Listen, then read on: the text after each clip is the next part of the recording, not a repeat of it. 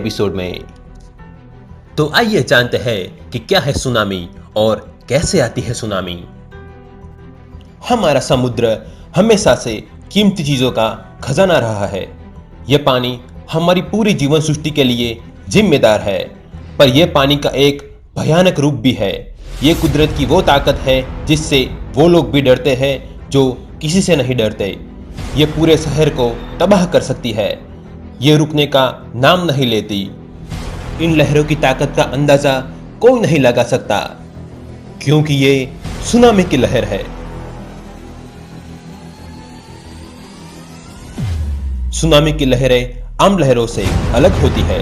बीच समुद्र में उठी सुनामी की लहरें लगभग नजर ही नहीं आती।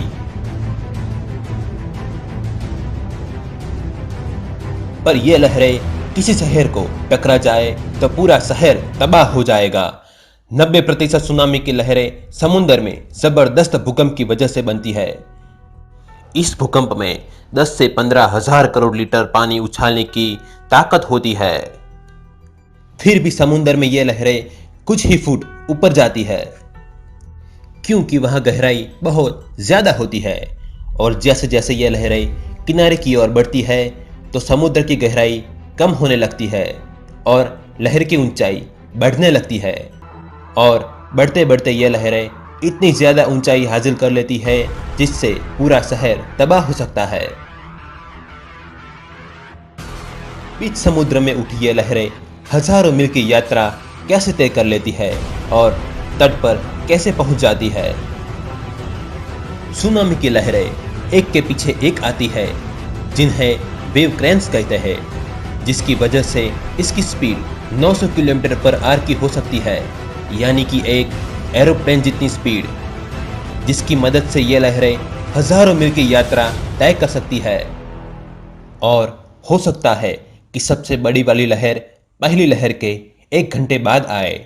और यही फर्क है सुनामी की लहर और एक आम लहर में। सुनामी एक दिन में पूरे पैसिफिक ओशन में घूम सकती है। सुनामी के लिए यह पैसिफिक ओशन सिर्फ एक तालाब की तरह है। 21st सेंचुरी में हमारे साइंटिस्टों ने समुद्र में ऐसे उपकरण लगाए हैं जो सैटेलाइट की मदद से सुनामी आने के घंटों पहले ही अलर्ट कर सकते हैं। पर तट के नजदीक आए भूकंप से बनने वाली सुनामी से तो भागने का मौका ही नहीं मिलता।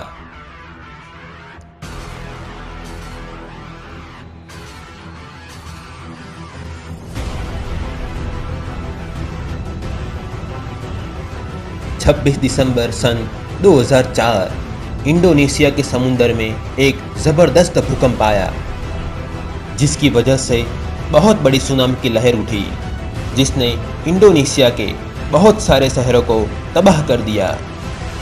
एक अंदाजे के मुताबिक इंडोनेशिया में आए सुनामी में जापान के हिरोशिमा पर गिराए गए परमाणु बम से 23,000 गुना ज्यादा ताकत थी।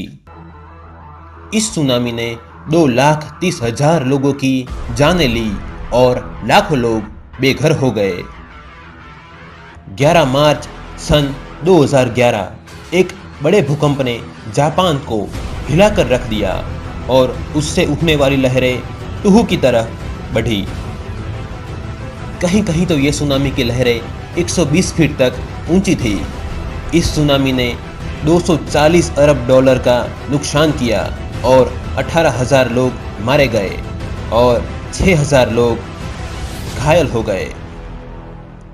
240 अरब डॉलर के साथ ये दुनिया की सबसे महंगी कुदरती तबाही साबित हुई। पिछली शताब्दी जापान में 14 बहुत ही खतरनाक सुनामी आई, जिससे जापान दुनिया का सबसे सुनामी ग्रस्त देश बना। टुहुकू की सुनामी 5,000 मील दूर कैलिफोर्निया के शहर सांता क्रूज से 9 घंटे बाद टकराई। हालांकि यहाँ पर लहरें ज्यादा बड़ी नहीं थी, फिर भी पार्क की हुई सारी नावें बर्बाद हो गई। कुल मिला के कैलिफोर्निया तट को 10 करोड़ डॉलर का नुकसान हुआ।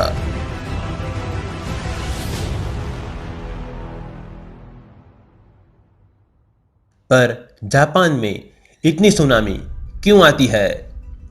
क्योंकि जापान पृथ्वी के रिंग ऑफ फायर पे बसा हुआ है।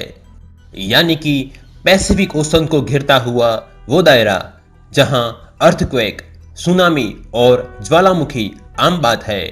वैसे तो 90% सुनामी समुद्र तल के सरकने से आती है, पर कुछ सुनामियां कुछ और कारण से भी आ सकती है, जैसे ज्वालामुखी या अंतरिक्ष से आया हुआ एक एस्ट्रॉइड।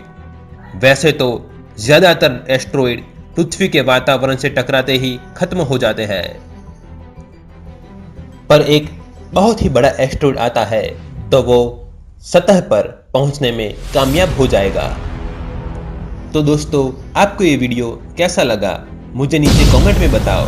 अगर अच्छा लगा तो लाइक कर दो, शेयर कर दो और हमारे चैनल को सब्सक्राइब कर दो यार। क्या जाता है, सिर्फ 2 सेकंड ही लगते हैं।